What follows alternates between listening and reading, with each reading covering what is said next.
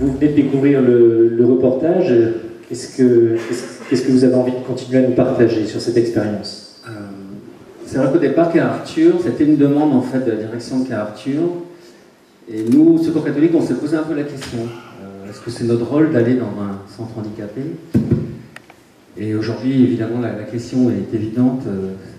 C'est un des endroits, ou peut-être l'endroit où j'ai découvert peut-être la plus grande pauvreté. Un des points aussi, enfin, quand je vois un petit peu notre parcours, c'est aujourd'hui une équipe aussi, enfin, l'équipe du Secours catholique qui est là, il y a une mixité générationnelle, ça a attiré des jeunes. Des jeunes qui viennent avec des plus âgés, des retraités, une mixité aussi sociale. On a donc des retraités évidemment, mais on a aussi des lycéens, collégiens, on a un maçon qui nous a rejoint là dernièrement, et aussi on a fait appel à des personnes qui étaient elles-mêmes cassées par la vie, c'est-à-dire qu'on est très souvent en fait on hésite à appeler des personnes, et là j'ai été chercher des personnes aussi qui étaient voilà, laissées de côté, marginalisées. Et je leur ai demandé, est-ce que vous voulez venir donner un coup de main? Et un des points forts qu'a Arthur aussi, je crois, c'est que ça a permis à ces personnes à qui on ne demandait plus rien de rendre service. Et pouvoir rendre service, je crois que c'est une des plus grandes joies aussi de ces personnes-là. Hubert, ça doit résonner aussi un peu sur l'expérience que vous avez sur Quimper. Et je vais parler d'Horizon Nouveau, et ça rejoint largement ce que dit Erwan, parce que cette petite association qui est née, ça fait un certain nombre d'années, sur l'initiative, peut-être, j'espère qu'il est là, de Père Armand Guézingard et une religieuse, c'était de se rendre compte que les gens en difficulté, une fois qu'ils sont passés dans les services sociaux, ce qui est très bien, mais se retrouvaient toujours dans des problèmes administratifs, etc. Et puis, ce qui manquait, c'était tout simple, hein, c'était l'écoute et l'accueil. Alors, Horizon Nouveau, c'est ça, c'est en fait l'écoute et l'accueil de personnes en difficulté, ce qui se traduit par une matinée par semaine où ils viennent discuter un petit peu, et puis un samedi sur deux avec un repas fraternel. Ce qui est important, c'est, je crois qu'il n'y a pas d'accueillant et d'accueilli. Nous constituons une grande famille, et là, on ne sait plus qui est qui, parce que justement, j'allais dire, cette amitié passe entre nous tous. Merci Dominique. Vous avez une expérience, vous, sur Quimper, avec le groupe Siloé. Oui. Alors, de quoi s'agit-il? Alors, ça rejoint un peu Horizon Nouveau. C'est un groupe qui s'est créé aux environs de 2010, donc fondé par deux jeunes familles, la famille Lemann et la famille Campion, qui ont senti un appel d'être proches des gens en difficulté dans la paroisse. Et donc, voilà, peu à peu, il y a des bénévoles qui sont venus autour d'eux. Donc moi, c'est ma 3e année maintenant. Et donc, malheureusement, nos capitaines sont partis. Ces deux familles sont parties. On s'est trouvé un peu déboussolés. Mais le groupe, nous sommes 6 actuellement, autour du frère Jean-Jacques de la communauté franciscaine qui nous aide, enfin qui anime spirituellement. Et donc, voilà, on tient bon. On a fait à peu près une dizaine d'accompagnements dans toutes sortes de difficultés. Donc là, c'est de l'accompagnement à domicile ou sur Alors, à domicile, ou alors on se rencontre dans les salles paroissiales ou bien presbytères. Ça dépend de leur demande. On peut les aider beaucoup par l'écoute. C'est un échange, c'est un dialogue, mais aussi dans leurs difficultés matérielles. Dernièrement, j'ai fait un déménagement. Ça peut être des petits travaux à leur domicile. Voilà. Et puis sinon, on se rencontre une fois par mois dans le groupe pour faire le point sur nos accompagnements et puis voilà, prier ensemble aussi, parce que la prière est un pôle important pour aider ces personnes. parce qu'au départ, on ne sait pas bien comment on va pouvoir les aider. Et peu à peu, ça se dessine. Voilà. Merci. Alors vous, Maïté, vous faites partie, je crois, d'une diaconie de doyenné. J'habite Tréguenou, mais je fais partie de l'ensemble paroissial de l'Église, donc le doyenné de l'Estevin dans le Nord Finistère.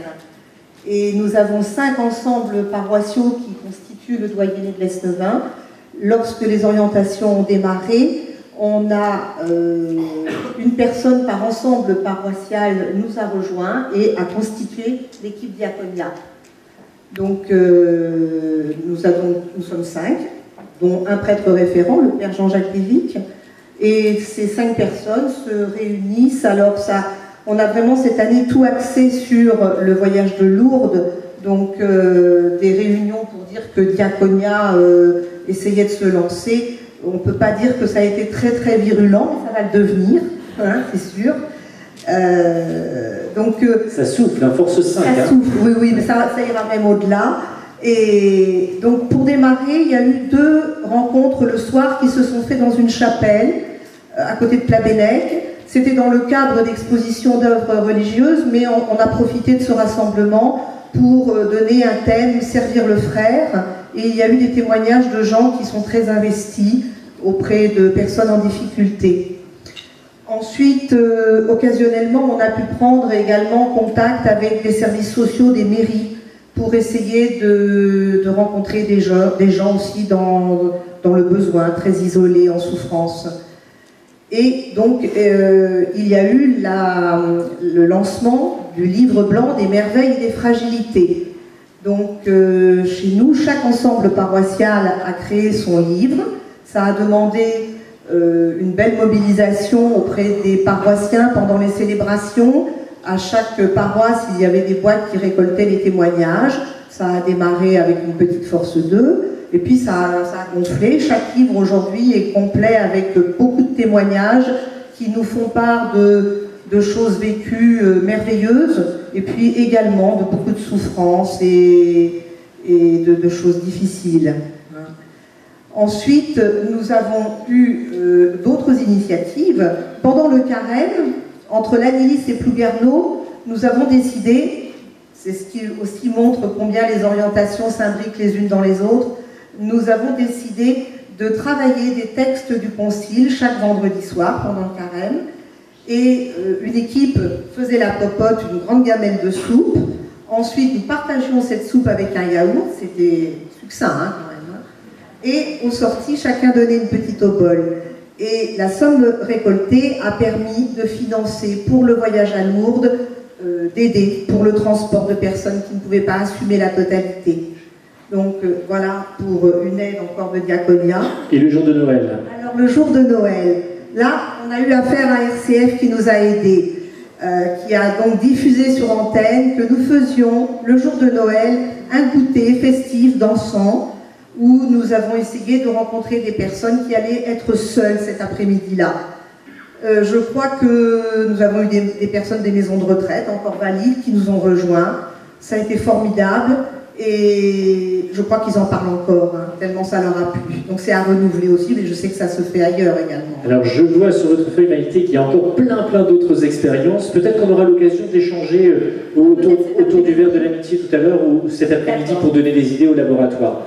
J'ai envie de laisser la parole à Yohanné, parce qu'il y a toujours la question de Yohanné dans nos rencontres. Alors Yohanné, c'est quoi ta question? Et vous, dans votre cœur, ça fait quoi d'aider les autres? Ça fait du bien.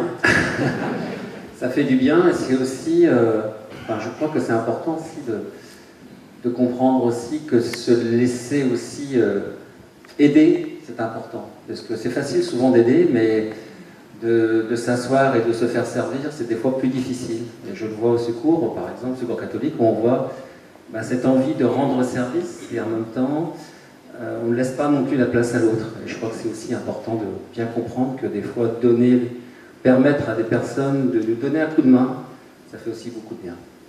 Maïté? Alors moi je trouve que dans l'aide aux autres, on crée des liens, et puis moi j'ai eu tellement besoin d'être aidée dans beaucoup de deuil chez moi que je ne sais pas si j'aurais tenu sans les autres. Donc ça m'a appris que oui, il faut être prêt les uns les autres. Hubert, et vous dans votre cœur, ça vous fait quoi d'aider les autres? En fait, ça m'a aidé à comprendre que le premier et le deuxième commandement, c'est tout un. Et j'allais dire, le fait d'aider les autres m'a rapproché de Jésus, certainement, et j'ai un besoin de prier avec les autres d'ailleurs. Dominique. Moi, ça me rend profondément heureuse. Quand je vois la joie voilà, en face de moi, et puis ça m'enrichit beaucoup. Ce sont des personnes, chaque personne apporte beaucoup. Donc ça me fait grandir.